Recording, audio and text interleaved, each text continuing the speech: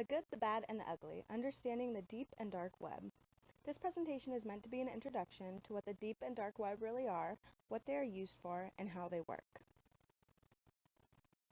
The first thing to address when wrapping our heads around this complex topic is some of the basic terminology that is sometimes confusing to people who aren't familiar with the deep web.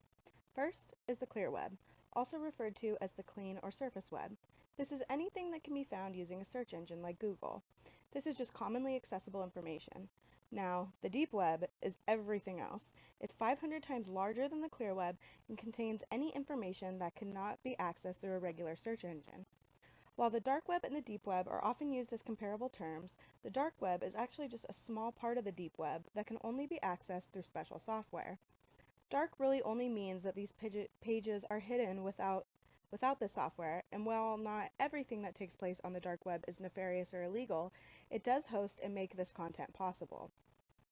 Tor is a special free software that allows access to the dark web and allows for anonymous browsing on all parts of cyberspace, including the clear, deep, and dark web. The web in its entirety is often compared to an iceberg. As you can see at the top, you have the clear web, which only makes up a small fraction of total cyberspace. Everything underwater, not accessible through a search engine, is part of the deep web. Much of the deep web is mundane information that is accessible without special software, such as library catalogs, medical records, and government databases, for example. I could even make a blog and choose to have it not indexed in search engines, and this would be considered part of the deep web.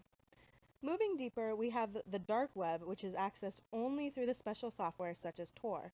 This is where private browsing is possible, where government spy operations take place, where communications of sensitive national security take place, and Tor is necessary for things like WikiLeaks to exist, and where whistleblowers and journalists and other dissenters can communicate and browse freely. Part of the Tor-only deep web is where illicit trade networks and criminal communications take place. This is where the deep web and the dark web get their infamous reputations. This is the part of the dark web that can be chilling, harmful, and controversial. So I want to highlight some of the positive or benign aspects of the deep web and Tor software. In their own right, they are not dangerous or illegal, and in some important ways, very useful. Tor was created by the Navy in the 1990s for spy operations, and they continue to fund Tor software. A big reason for this is not only because they are able to do their own work covertly, but also because journalists, whistleblowers, domestic abuse victims, and dissidents living under repressive regimes use Tor to bypass government censors and prevent their online movements from being tracked. So Tor represents a kind of online democracy and freedom that the government sees as beneficial. Additionally, you may notice if you're shopping online for a blender, suddenly all the ads of all the web pages you visit are full of blenders. Tor can keep average individuals free from being part of traffic analysis on web servers and use the internet privately. That all being said, can we have the good without the bad? Part of the reason that the government supports Tor and similar software is because the more that people use it, the more that they are able to do work anonymously.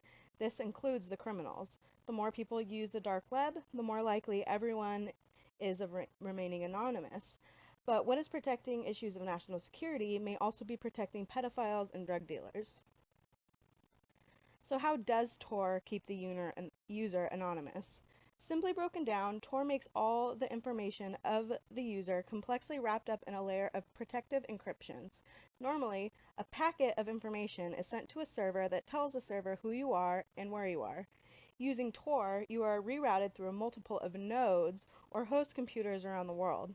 This also makes browsing through Tor a lot slower than an average web browser. When you finally reach the server, the packet that is received contains multiple layers of address information, which makes it impossible to immediately know your identity. If someone really wants to know who you are and knows what they're doing, they could uncover this information.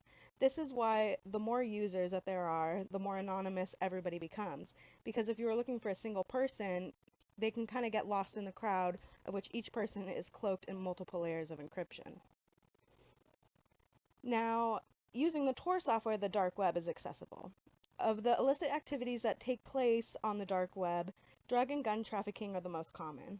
But you can also find personal information for sale such as credit cards, hitmen for hire, child pornography, and forums that connect pedophiles, malware for purchase, and child pornography.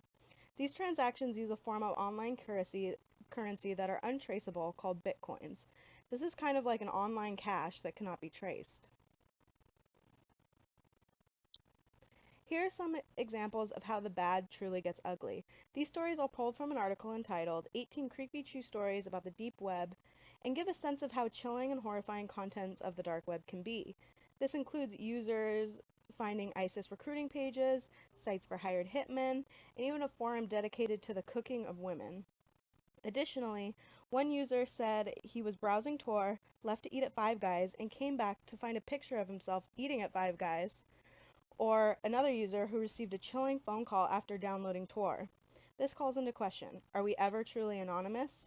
And for the average computer user, is this worth avoiding invasive traffic analysis?